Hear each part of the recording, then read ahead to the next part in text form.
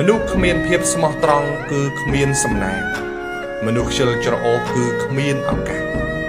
នៅក្នុងរឿងសាមកុកមានទស្សនៈមួយរបស់ស៊ឺម៉ាអ៊ីគាត់និយាយថាមនុស្សធ្វើការច្រើនសម្រាប់តិចរស់មិនបានយូរទេមានន័យថាមនុស្សដែលធ្វើការមិនគិតពីសុខភាព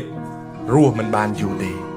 ហើយក៏មានគ្នាយើងយកទស្សនៈមួយហ្នឹងយកមកកេងបន្លំភាពខ្ជិលច្រអូសរបស់ខ្លួនដូចគ្នាមិនហ៊ានធ្វើការច្រើនទេខ្លាចហត់នឿយមិនហ៊ានធ្វើការឲ្យអស់ពីសមត្ថភាពទេខ្លាចរស់មិនបានយូរធ្វើការលំ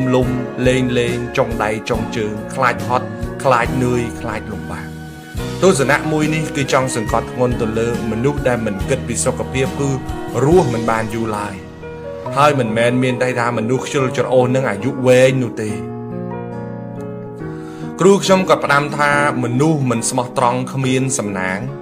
មនុស្សខ្ជិលច្រអូសគឺគ្មានឱកាសតែខ្ជិលមួយហើយគឺគ្មានគ្រូណាមកប្រោសបានទេ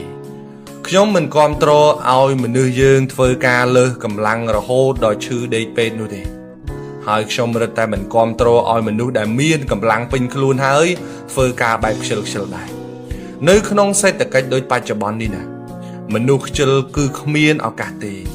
កុំថាឡើយទៅយឹតយោងគ្រួសារកុំថាឡើយទៅយឹតយោងក្រុមហ៊ុន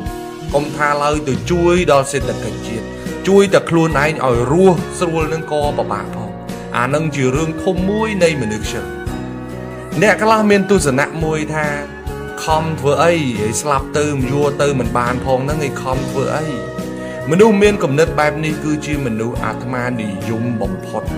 ខ្ញុំចង់និយាយថាបើសិនជាបុព្វបុរសចំនួនសម័យអង្គរគាត់មានគំនិតអាត្មានិយមបែបហ្នឹង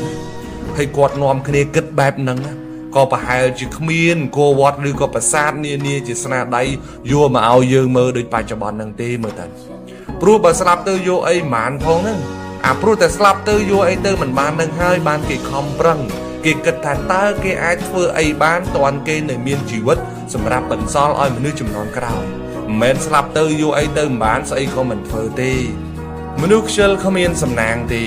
មនុស្សខ្ជិលគ្មានការអភិវឌ្ឍទេឈប់លួងខ្លួនឯងឲ្យខ្ជិលតទៅទៀតកុំផ្ដេកផ្ដួលធ្វើការធ្វើឲ្យអស់ពីចិត្តហើយដល់ពេលដើរលេងក៏ដើរឲ្យសប្បាយចិត្តដូចគ្នាបើអ្នកកាន់តែខ្ជិលជីវិតអ្នកនឹងដើរថយក្រោយគិតឡើងវិញខំឲ្យព្រមទាំងអស់គ្នាក៏មិនអីដែរលុយក៏យើងមានស្នាដៃក៏យើងមានសុខភាពក៏យើងមានហើយសុភមង្គលនឹងក៏យើងមានពេញបរិបូរណ៍ទំនាក់ទំនងក្នុងសង្គមទៅណាក៏គេសប្បាយចិត្តគេរាប់រយយើងនេះហើយជាក្តីសុខធំធេងណាស់របស់មនុស្សក្នុងយុគសម័យថ្មីនេះ